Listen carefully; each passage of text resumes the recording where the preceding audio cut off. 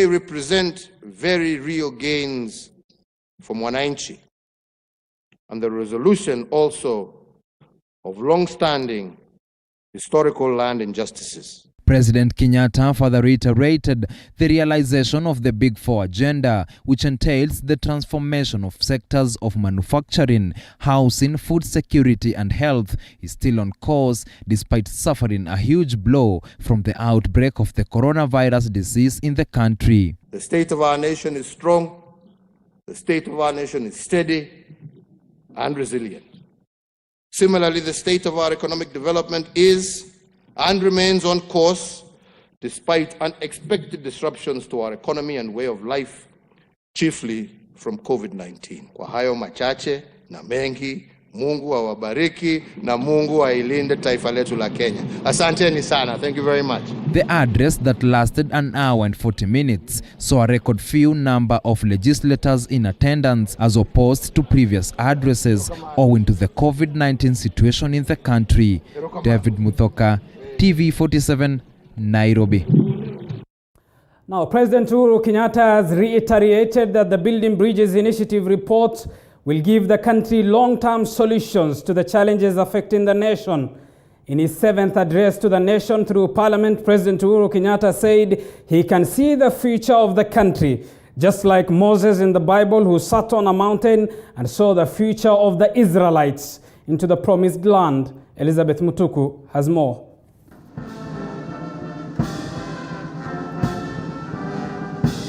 During his 7th address to the nation, President Uhuru Kenyatta retaliated that the Building Bridges initiative is aimed at uniting Kenyans and ensuring political inclusivity.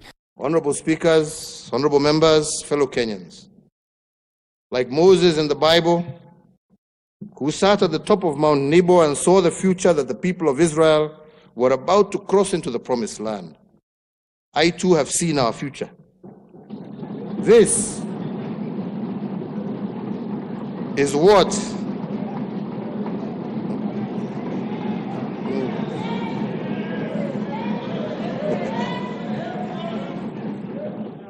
fellow Kenyans, is what our future looks like.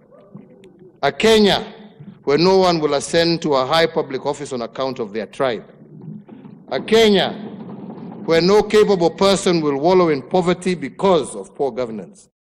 A Kenya where our potential as a people will be exploited for the greatness of our nation. A Kenya where we will all share equitably in this prosperity of our nation. President Kenyatta calling the House to help in the achievement of the report, while rallying support for the report during his State of the Nation address to a joint parliament sitting. President Kenyatta said the country's future demands a constitutional change and should not be afraid of this change. That journey has commenced. Major changes are needed to our constitution and other laws so as to lay the foundation for the prosperous future that we seek. As a people, we must seize this constitutional moment, as I have said, to ensure that we deliver to future generations of Kenyan the future that they deserve. He further retaliated that his intentions and those of his political nemesis Raila Odinga are for the greater good of the country, adding that the process was not for their personal gains. As we progress to the next phase of this, I urge all Kenyans to constructively consider the recommendations therein.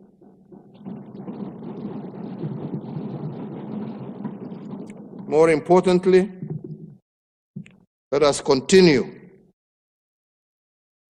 to address ourselves to these issues with a view to effecting far-reaching changes that will address the perennial challenges that we have faced as a nation. Various political players are already pushing for amendments to the report, with ODM leader Raila Odinga and President Kenyatta reportedly opposed to any amendments.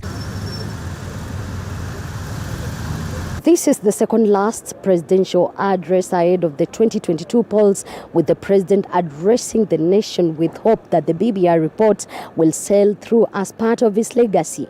Elizabeth Mutuku, TV47, Parliament Buildings, Nairobi. Well, still on the state of the nation, President Uhuru Kenyatta has instructed the Ministry of Education to have the 2021 school calendar that is inclusive of all learners in 2 weeks. All learners currently at home are expected to report to school in January next year. Our Education Affairs reporter Sharon Baranga with that story. January 2021, all learners who have been at home since March this year are expected to report to school. The learners have had the longest break in the history of the school calendar after learning institutions were closed indefinitely since the first case of COVID-19 infection was announced in the country. The Ministry of Education will, within 14 days of the date hereof, announce the 2021 academic calendar, with all other classes expected to resume learning in January of 2021.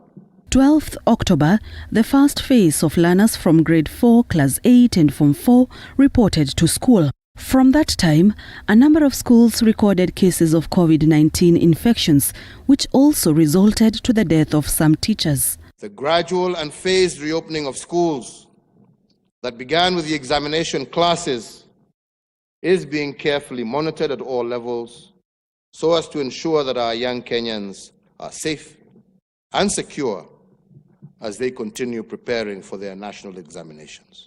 Meanwhile, the president has emphasized that come 2021, all learners are expected to report to school. That for the second year, we have been able to achieve a transition rate of 100% from primary to secondary schools.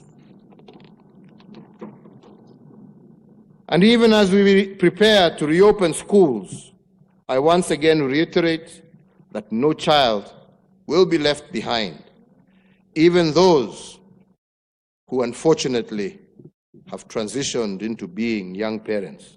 Schools' infrastructure for public day and boarding secondary schools will also be expanded in preparation for reopening of schools. That our public day and boarding secondary school infrastructure is overstretched. As a result, our students are suffering congestion in both classes and dormitories. These challenges, however real, must not stop us from pursuing what we know to be the right thing for our children.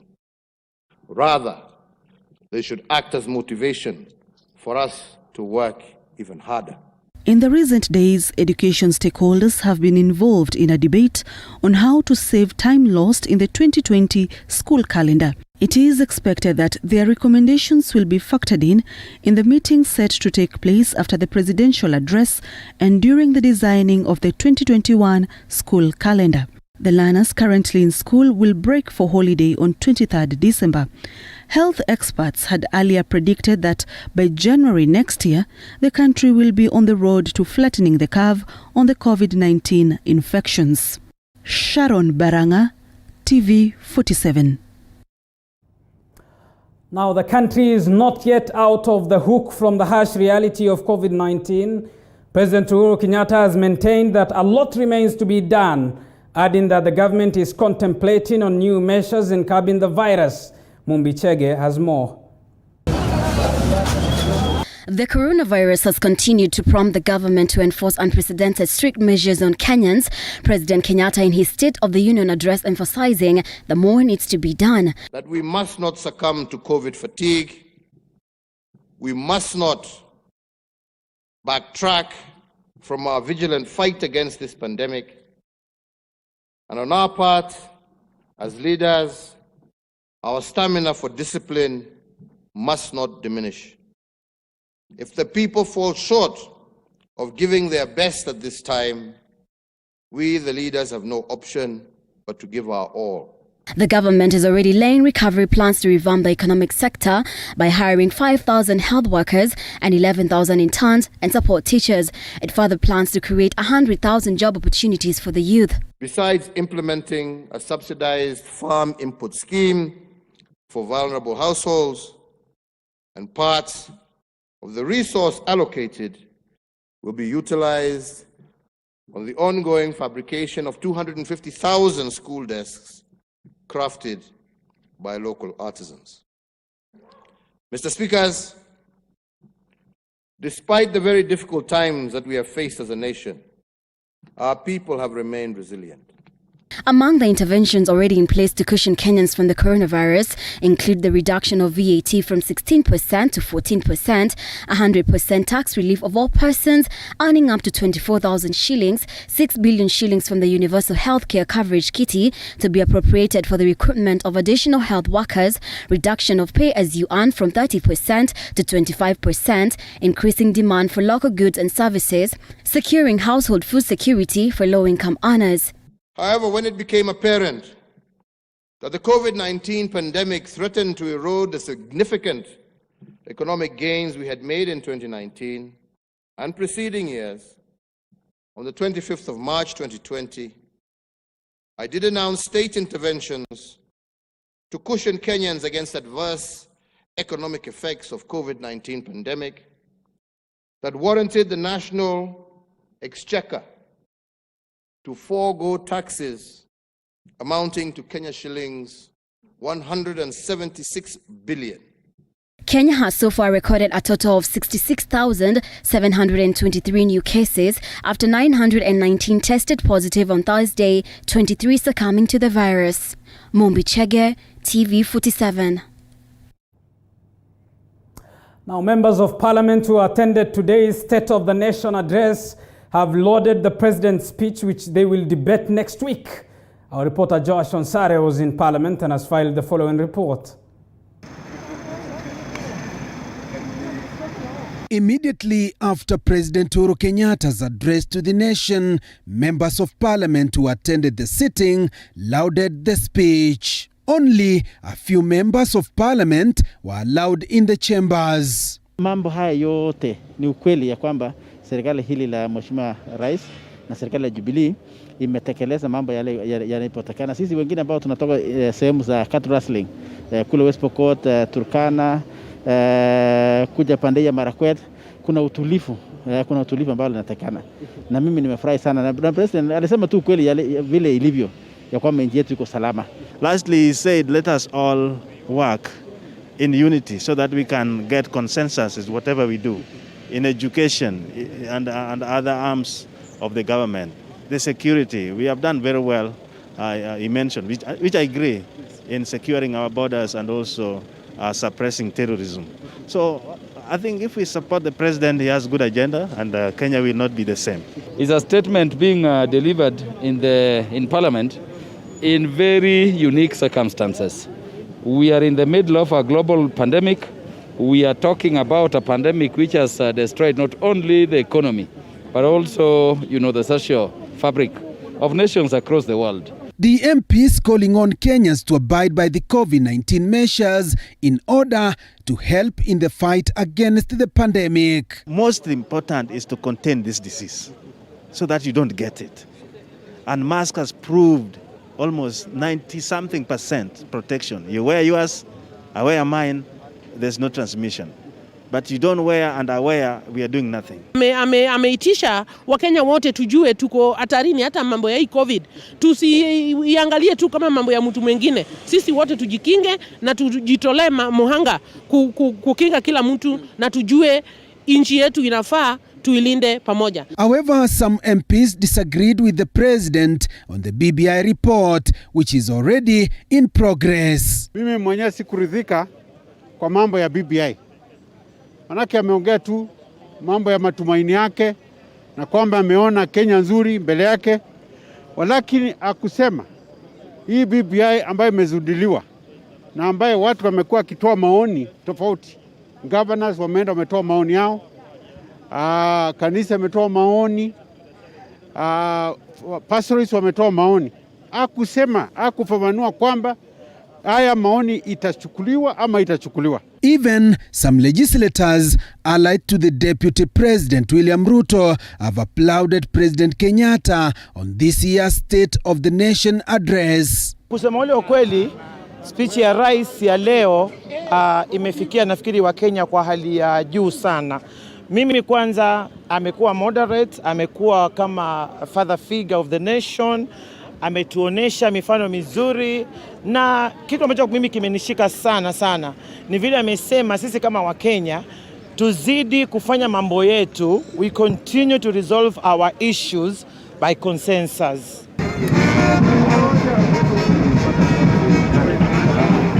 The State of the Nation address comes at a time the country is facing COVID-19 pandemic, and the remaining part is the actualization of the Big Four agenda by President Uhuru Kenyatta's government. Joash Onsare, TV47, Parliament Buildings, Nairobi. Thank you, Joash Onsare, for that report. You are watching the Counties Television, the channel of your choice, the home of untold stories, where your opinion matters, your voice counts. Keep talking to us. The hashtag to use is TV47 News. Send us a message on 22047. Time for us to take a short break. We'll be back with more after this break. Stay tuned.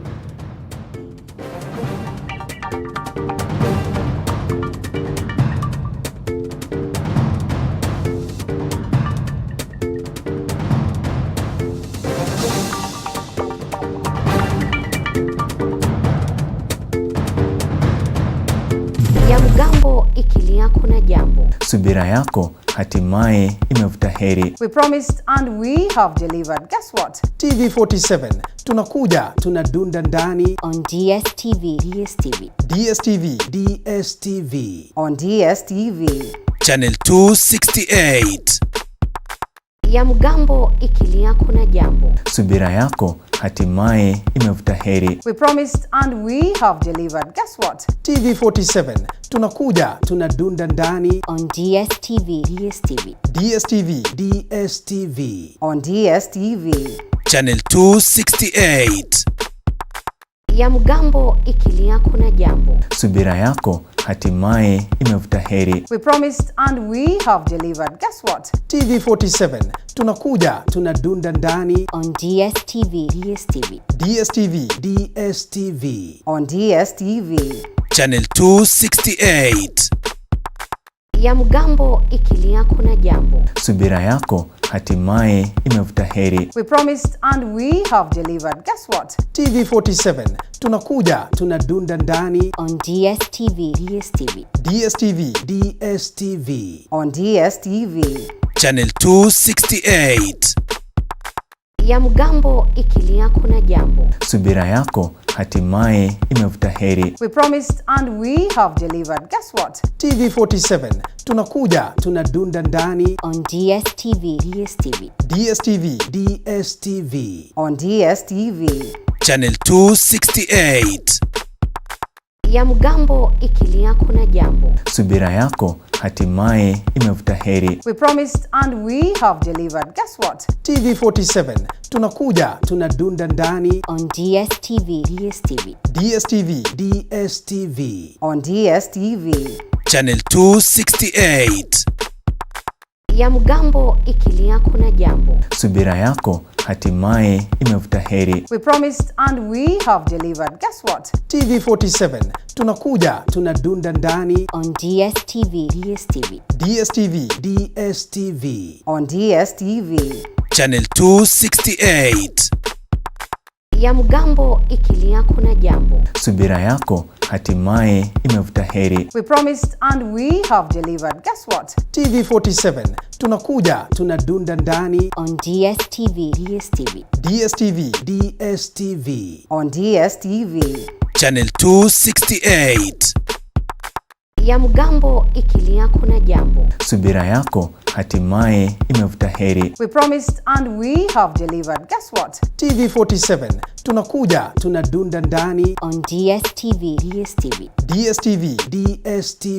On DSTV. Channel 268.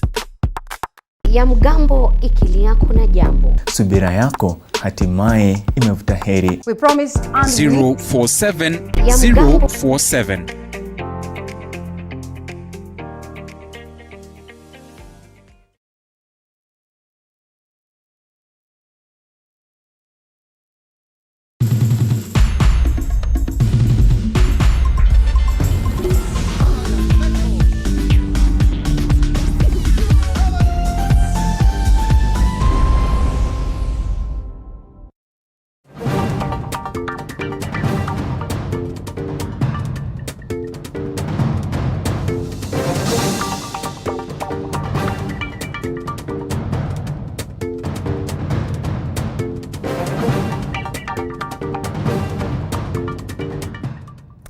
Welcome back to TV47 News Tonight with me, Abu Bakr Abdullahi. Let's get to more news now. And the members of the County Assembly Forum want the ward fund allocated to be increased from the current 5% to at least 35%. The MCAs have also opposed the degree requirement for vying for the seat, saying it will discriminate them. Meanwhile, the Kenya Catholic bishops have also faulted some BBI proposals. The County Assembly's Forum want the Building Bridges Initiative report amended to remove the degree requirement for those running for a seat. The MCAs also want the ward fund increased from current proposal of 5% to 30%. County assemblies of this country are proposing that the WDF is increased to at least 30% of the government revenue annually. This ought to be implemented in a similar manner as the Constituency Development Fund, that is CDF. Meanwhile, the Kenya Conference of Catholic Bishops want an amendment on the appointment of Prime Minister and the Deputy Minister by the President, according to the report. To give the President the power to appoint the Prime Minister and the two deputies risks consolidating more power around the President, thereby creating an imperial presidency. This amendment could be creating the same problem it set out to solve. The Catholic bishops have observed that if wider consultations are not allowed on the IEBC clause, the hideous cycle of pre-election fear and post-election violence in the country will not end. This proposal will turn IEBC into a political outfit with partisan interests. The question will arise on how fair the elections will be. The current IEBC commissioners have as well faulted the BBI proposals on the appointment of the commissioners. The bishops further faulted the proposal to expand the executive and the legislature, terming it as a burden to Kenyans. The expansion of the Senate to 94 members and the National Assembly to 363 members will be a huge burden to the taxpayers of this country. The bishop further noted that with just 18 months to the next general election, broke taxpayers cannot afford a referendum. They have called members of parliament through parliamentary committees to work with the relevant state agencies and address some of the sticky issues raised in the report, instead of subjecting them to a costly referendum and a general election. That the primary purpose and intention of the BBI process was to bring together all Kenyans. They also accused politicians of violating COVID-19 protocols. Elsewhere, in a bizarre incident in Gatara village, Murang'a County, a 32-year-old woman has been seriously injured after an unknown person poured hot boiling water on her back. According to the woman, this is not the first time she has been attacked. Barely a month ago, she was kidnapped and her private areas seriously injured. Zainab Mohammed has more. Tuesday night at around 9 p.m., 32-year-old Esther Wairimu, while hanging clothes in her home in Gatara village, Murang'a County, was seriously burnt after an unknown attacker poured hot water on her back. Nikasikia nikasikia uchungu sana kwa mgongo. Hata nikashindwa na kutembea, nikaanguka tu. Nikapiga nduru. Wanangu na watoto wangu wakatoka kwa nyumba, kuja kuniuliza nini. Vile tu alinitoa nguo, blouse yenye nilikuwa nimevaa. Akaniambia ni kweli uko na kidoda. Lakini akaniambia nikaa kitu imekuchoma. According to the mother of 3, this is not the first time she has been attacked in the area. Barely a month ago, Esther was kidnapped by unknown assailants who inserted torch batteries in her private parts and later sealed it with super glue. Hii ni mara ya pili kufanywa hiyo kitendo, yani ya uchungu. Tunaomba mwenye tu atanihurumia tu, hata kama ni kuniondoa hapa niende. Juu safari ya 3 sijui itakuwa ni kuniua ama itakuwa aje. Juu amejaribu mara mingi kuniua. Esther, who is now nursing wounds from both incidents, says she's helpless and her efforts to seek justice from the area police have borne no fruit. Nilipoti pale kwa polisi Kabati, pale polisi ya Kabati tu nilipewa pidhira, hakuna kitu kingine niliona. Walinipea, hawashughuliki, hawajaniuliza swali lolote. Sasa na tena venye walikuwa wananiambia hapo mbeleni, wachana nao ni vitisho. Sasa nashindwa nitakibilia wapi. Esther's family, who are now living in fear, are seeking justice as they plead with the government to intervene and bring the culprits to book. Hata mimi mwenyewe hata nikifanya kazi, kule nafanyanga kazi, sifanyangi kazi nikiwa na amani kwa sababu nimeacha watoto kwa nyumba na bibi yangu, na mimi mwenyewe baka nasikia uoga, sijui kutaenda aje, na uje sasa mahali tumefika, anything can happen. Kwa hivyo nataka sheria ipatikane. Zainab Mohamed, TV47. Indeed, a sad story there, and we still remain to ask what really is a crime to guarantee such a cruelty. Let's get to more news, and the 7-kilometer Dongo Kundu bypass will be completed by March 2021. This is according to Kenya National Highway Authority engineers who inspected the construction works today. Our Coast Region reporter Mariam Mwacharo reports. The dual carriage 4-lane intersection starting from Kibundani at the border of Mombasa and Kwale County will be a 7-kilometer road that will meet the standard gauge railway through Kipevu and is expected to reroute travelers who do not need to use the Likoni Ferry Channel to access other areas, including the Mombasa Special Economic Zone. This will in turn reduce traffic and congestion, providing ease of access to different areas of Kwale and Mombasa County. This is the road that is linking the northern corridor, the road from the port of Mombasa going into Nairobi with the southern part of the coast, avoiding the Likoni ferry. The project is in 3 packages. The first package is already finished, that is from Miritini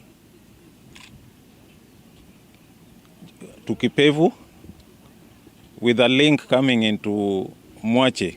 According to the project lead engineer Samuel Ogege, major strides have been made, and by March next year, the bridge will be ready for use. As we speak now, package 1 is finished. This package 3 started in March last year. We are at about 70% completion. We are anticipating that by March next year, we shall be passing traffic on this section. We will be done with the 30% which is remaining. All the earthworks are finished. All the critical works that would be slowed down by rains, we are out of them. The structures are finished. The project is a collaboration between JICA of Japan and the Kenya government, with compensations being handled by the Kenyan government. Kenha says that the exercise is 70% done.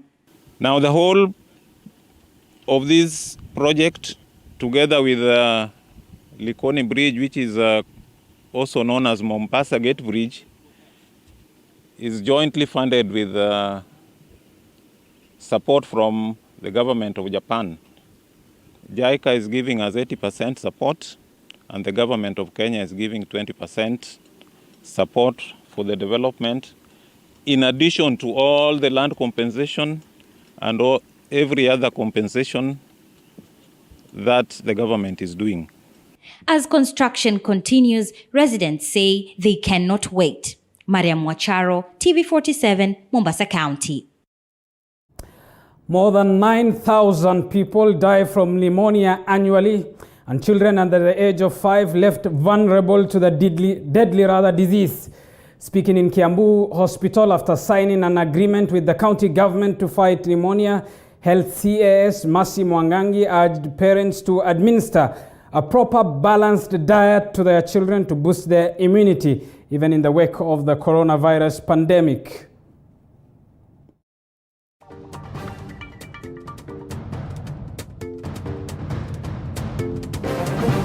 celebrate pneumonia. Pneumonia and COVID are closely related, and therefore the interventions that are required are really those ones that are about preventing the contracting of both diseases.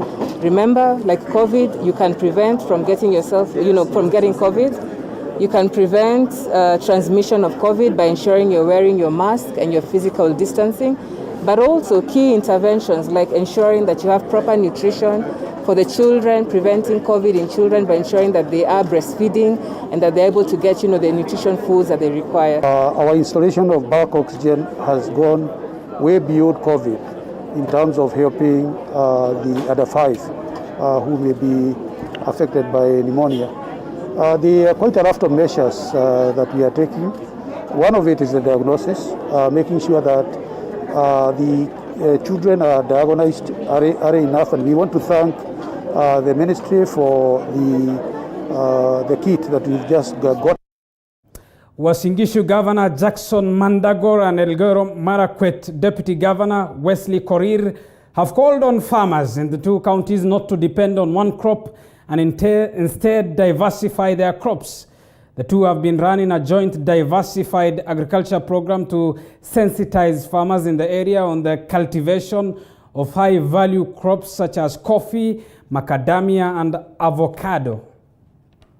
Ina uwezo wa kukuza mimea zingine kando na mahindi.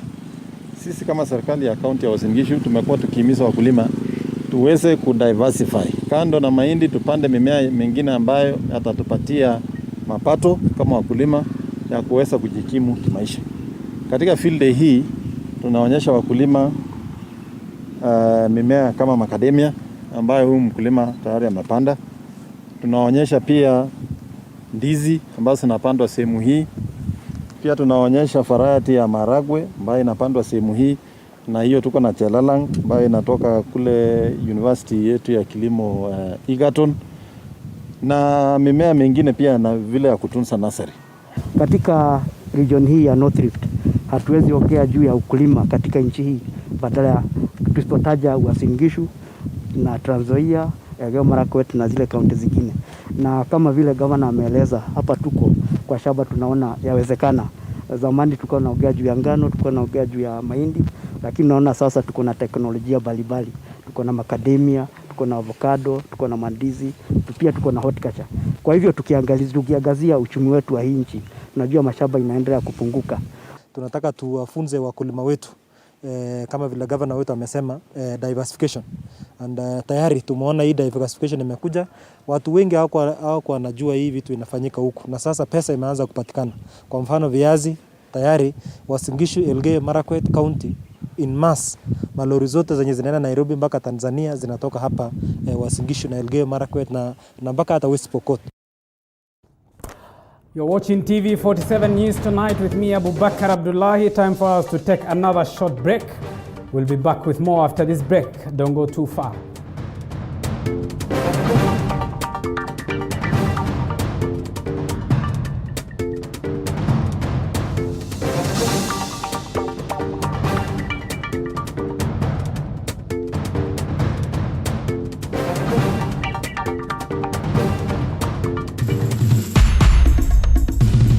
Ya mgambo ikilia kuna jambo. Subira yako hatimaye imevuta heri. We promised and we have delivered. Guess what? TV47 tunakuja, tunadunda ndani on DSTV. On DSTV. Channel 268. Ya mgambo ikilia kuna jambo. Subira yako hatimaye imevuta heri. We promised and we have delivered. Guess what? TV47 tunakuja, tunadunda ndani on DSTV. On DSTV. Channel 268. Ya mgambo ikilia kuna jambo. Subira yako hatimaye imevuta heri. We promised and we have delivered. Guess what? TV47 tunakuja, tunadunda ndani on DSTV. On DSTV. Channel 268. Ya mgambo ikilia kuna jambo. Subira yako hatimaye imevuta heri. We promised and we have delivered. Guess what? TV47 tunakuja, tunadunda ndani on DSTV. DSTV. DSTV. DSTV. On DSTV. Channel 268. Ya mgambo ikilia kuna jambo. Subira yako hatimaye imevuta heri. We promised and we have delivered. Guess what? TV47 tunakuja, tunadunda ndani on DSTV. DSTV. DSTV. DSTV. On DSTV. Channel 268. Ya mgambo ikilia kuna jambo. Subira yako hatimaye imevuta heri. We promised and we have delivered. Guess what? TV47 tunakuja, tunadunda ndani on DSTV. DSTV. DSTV. DSTV. On DSTV. Channel 268. Ya mgambo ikilia kuna jambo. Subira yako hatimaye imevuta heri. We promised and we have delivered. Guess what? TV47 tunakuja, tunadunda ndani on DSTV. DSTV. DSTV. DSTV. On DSTV. Channel 268. Ya mgambo ikilia kuna jambo. Subira yako hatimaye imevuta heri. We promised and we have delivered. Guess what? TV47 tunakuja, tunadunda ndani on DSTV. DSTV. DSTV. DSTV. On DSTV. Channel 268.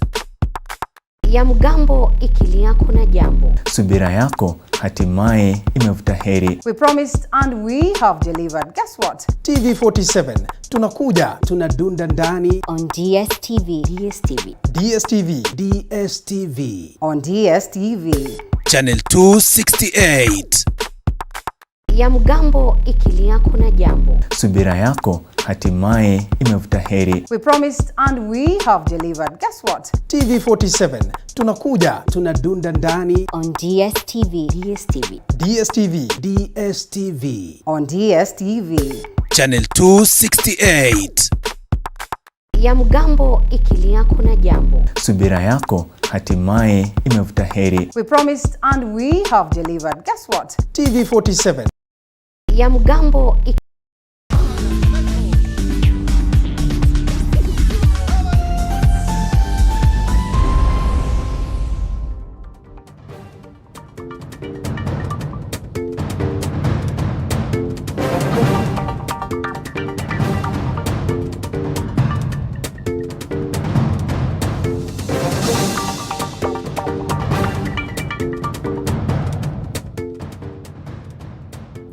Welcome back to TV47 News Tonight with me, Abubakar Abdullahi. Thank you for staying with us. Let's get to business news. And Equity Group Q3 profit is down by 17% to 14.8 billion shillings from 17.3 billion shillings during a similar period last year. The drop in profit is attributed to bad loans, which rose by 779% to 14.8 billion shillings, down from 1.9 billion shillings in third quarter of 2019. The higher provisioning cost pushed the group total operation costs to 58.1 billion shillings from 40.5 billion. Equity's Managing Director, Dr. James Mwangi, while releasing the result for Q3 2020, stated that Equity has grown a loan book of 30% to support customers and to keep the economic lights on, and most opportunities were funded in the manufacturing of PPEs, online businesses, agriculture and other developments.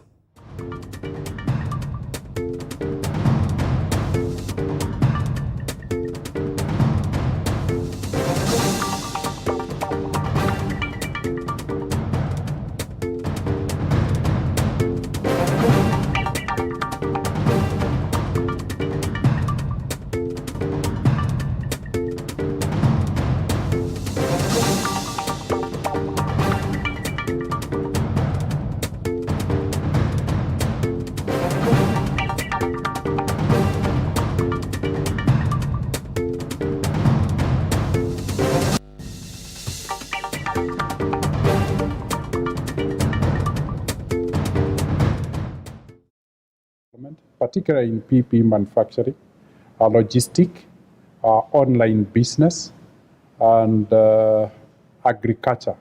And we invested heavily, and that explains why our loan book grew by 30%.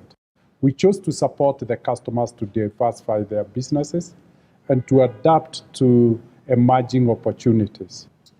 Customers have responded very well, and we have seen that they have adopted digital channels as new means of transacting and banking. As a result, 98% of all our transactions are now off the premises, with 87% being online, either on internet or on mobile banking. KCB Kenya has been accredited by the United Nations Green Climate Fund as the first financial intermediary for the implementation of the green financing in East Africa. The accreditation was announced during the 27th Green Climate Fund Board meeting in South Korea. This followed an intensive and extensive due diligence assessment conducted by the Green Climate Fund, GCF, since 2017 to ascertain the bank's preparedness in managing climate change programs. The bank is the first lender in Kenya and the private sector entity to receive the accreditation.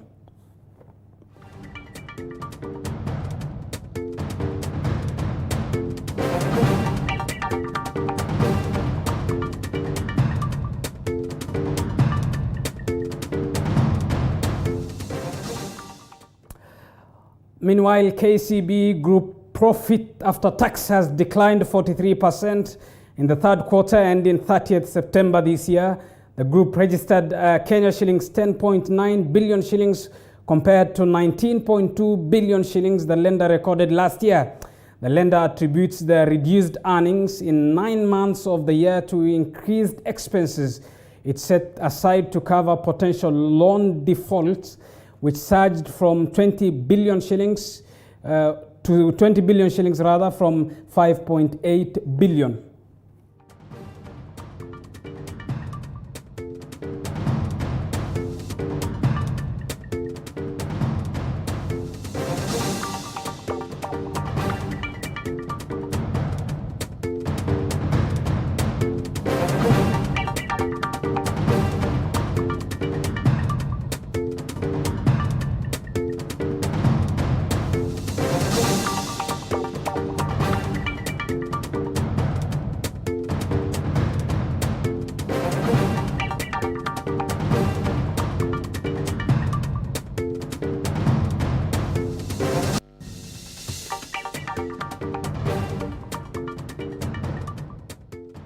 Let's get to some regional news now. And a UN court registered a plea of not guilty for Rwandan genocide suspect Kabuga at his lawyer's request on Wednesday after he remained silent during his initial appearance. Kabuga, who is 85 years of age, appeared frail and did not respond to questions from judges. Diana Iriza reports from Kigali, Rwanda. Felice Kabuga, a genocide fugitive, appeared last night for the very first time in court in front of judges with his lawyers, and right before the registrar announced his charges, he was informed of his rights. And some of the charges that were outlined include: Felician Kabuga is responsible for committing the crimes of genocide, incitement to commit genocide, attempt to commit genocide, persecution and extermination. His conduct was as much an integral part of these crimes as the carrying out of the actors of these crimes. He intended that the crimes should occur or was aware of their occurrence. So during the court session, the defense counsel, Emmanuel Altit, requested the judge to consider Felice Kabuga's non-response as a plea of not guilty. Felice Kabuga later on pleaded not guilty due to the fact that he was silent during the entire court session. Very well, I will enter a plea of not guilty in accordance with the rules as you suggest. The plea can, of course, be changed at any time. The judge later on requested for a full assessment on Felicia Kabuga's health. It has not yet been confirmed when exactly he'll be back in court. However, if they find out that his health situation is not doing so bad, he'll probably be back in court and face judges sooner than later. And we from Kigali, Rwanda will definitely keep you updated on Felicia Kabuga's case.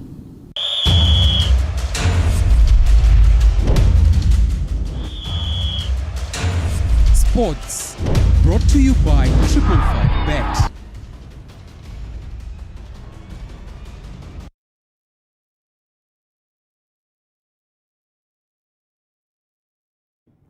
From Kigali, Rwanda, time for us to get to the world of sports, and who best to do this than Dennis Otieno, who joins us. Dennis, what do you have for us from the world of sports tonight? Well, thank you, Abubakar, for that introduction. A lot is lined up for you in the world of sports. Ranging from football to matters tennis. And just to start things off, local news where the national men's soccer team Harambee Stars is still in contention for place in the 2022 African Cup of Nations finals in Cameroon, despite managing a staggering 3 points from as many matches. Now head coach Jacob Ghost Mulee decries the absence of top striker Michael Olunga as the team warms up for the second leg away to Comoros. Julius Juma reports.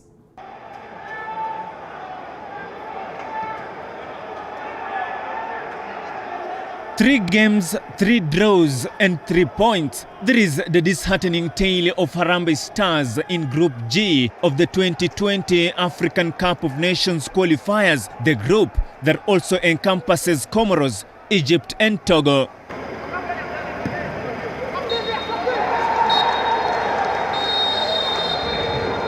Despite the winless run, however, Harambee Stars head coach Jacob Ghost Mulee is still confident of engineering a return to the continental showpiece. Huwezi ukakata tamaa kwa sababu mpaka siku ya mwisho. Ukiangalia kundi letu ni kundi ambalo lina mambo mengi. Utaona kwamba watu wameachiana labda pointi moja. Kwa hivyo itakuwa ni kitu ambacho sisi tunaweza kujinasua nacho ni kuenda kule Moroni na tuweze kupata matokeo mazuri. Tukiweza kufanya hivyo, basi tunarejea katika nafasi ya kufuzu katika kombe la bara Afrika. Harambee Stars played to another 1-1 draw at the Kasarani Stadium, this time against Comoros. Mulee decrying the absence of lethal striker Michael Olunga. Definitely, I mean, he's our top striker, and you could see, I believe that if he was there, maybe things would have been different. But not to take away color from Masood, I mean, because we brought in Masood today, and his role was to score a goal. He has done that. Kwa hivyo naweza sema ndio tunamkosa engineer kwa kweli, lakini kwa sababu ya hii COVID-19 hakuna kitu tunaweza tukafanya. According to skipper Victor Wanyama, lack of clinicality in front of goal cost them the win, but remains optimistic ahead of the return leg away to Moroni on Sunday. We're still in the game and every point is vital, so we never know. We're still focusing on our next game, so for me every point is vital. Deputy President William Ruto, who attended the match alongside ODM leader Raila Odinga, has challenged the Stars to secure the crucial away win on Sunday. Wow! We have done a wonderful game. This is great. Of course, we wanted to win, but we are halfway there. Sunday, you must make us proud, and we will all be watching. Some of us might come along with you. We wish you the very best. We know many of you have not trained together. That's why there is a bit of this. But now you have a few more days. We expect a better game, coach, on Sunday. Despite the stalemate, Kenya lies second in Group G with 3 points, 2 points off Comoros, who led the group. Kenya, however, faces the danger of slipping to third as Egypt and Togo, who occupy third and fourth places respectively, battle out on Friday.